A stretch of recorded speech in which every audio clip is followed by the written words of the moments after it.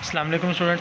हम पढ़ रहे थे कोऑर्डिनेशन एंड कंट्रोल। तो हमने पढ़ा था नर्वस सिस्टम की, यानी कि हमारे पास दो चीज़ें आती हैं। हमारे पास कोऑर्डिनेशन दो तरह की होती है। एक तो होगी नर्वस कोऑर्डिनेशन सिस्टम जिसमें ब्रेन और स्पाइनल कोड आ जाएंगे, और फिर होगी केमिकल कोऑर्डिनेशन सिस्टम जिसमें एंडोक्राइन सिस्टम आ जाएंगे। फिर हमने पढ़ा था कोऑर्डिनेशन की 5 टाइप्स हैं। सबसे पहले स्टिमुलस, फिर स्टिमुलस से आगे रिसेप्टर्स, फिर कोऑर्डिनेटर, फिर इफेक्टर्स, और फिर बाद में क्या था उनका रेस्पॉन्स शो होता है। तो अब हम आते हैं आगे हमारे मेन टॉपिक की तरफ, वो है नर्व सेल और न्यूरॉन, यानी कि हम बात करने जा रहे हैं बेसिकली नर्वस सिस्टम की। ठीक है, ह्यूमन नर्वस सिस्टम। तो ह्यूमन नर्वस सिस्टम हमारे पास दो हिस्सों पर मुश्तमिल है, एक ब्रेन और दूसरा हमारे पास क्या है, स्पाइनल कोड। तो यहाँ पे देखें, आप लोगों को नज़र आ रहा होगा नर्व सेल और न्यूरॉन। बेटा न्यूरॉन क्या काम करते हैं हमारी बॉडी में, ब्रेन से लेकर हमारी बॉडी के पाँव तक ये न्यूरॉन्स हमारी बॉडी में मौजूद होते हैं। फ़र्ज़ कर लें आपको किसी जगह से आपने करंट लगा है, तो आपको जिस जगह करंट लगेगा आप उसी वक्त अपना हाथ पीछे हटा लेते हैं।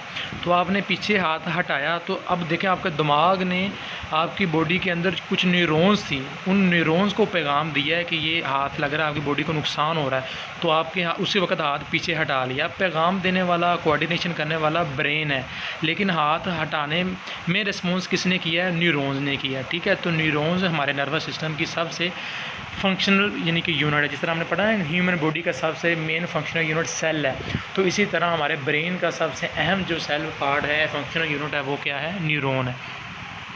तो सेकंड लाइन आप देखें, neurons are specialised cells that are able to conduct nerve impulse from receptor to coordinator and from coordinator to effectors. ठीक है, ये क्या करते हैं न्यूरॉन्स, यानी कि अपना जो भी पैगाम होता है रिसेप्टर से कोऑर्डिनेटर को पहुंचाते हैं, यानी कोऑर्डिनेटर मीन ब्रेन और स्पाइनल कोड। ब्रेन और स्पाइनल कोड क्या करते हैं, आगे अपना इफेक्ट दिखाते हैं। The nucleus and most of the cytoplasm of a neuron is located in its cell body. जो न्यूक्लियस होता है सर, वो साइटोप्लाज्म होता है, वो उसकी सेल बॉडी में होता है।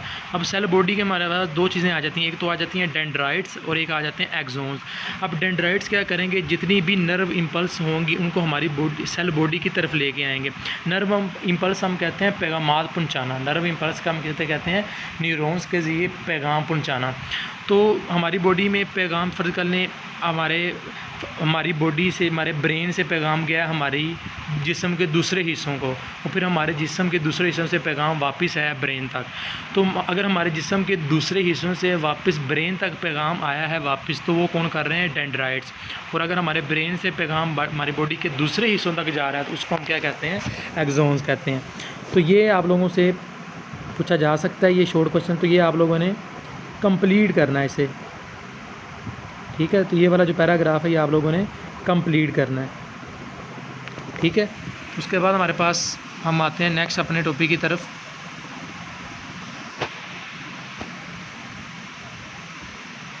ठीक है, तो ये उसी के हिसाब, यहाँ पे देखें आप, ऊपर आपको डायग्राम में नज़र आ रहा होगा, ऊपर हमारे पास है डेंड्राइट्स में लगे हुए हैं।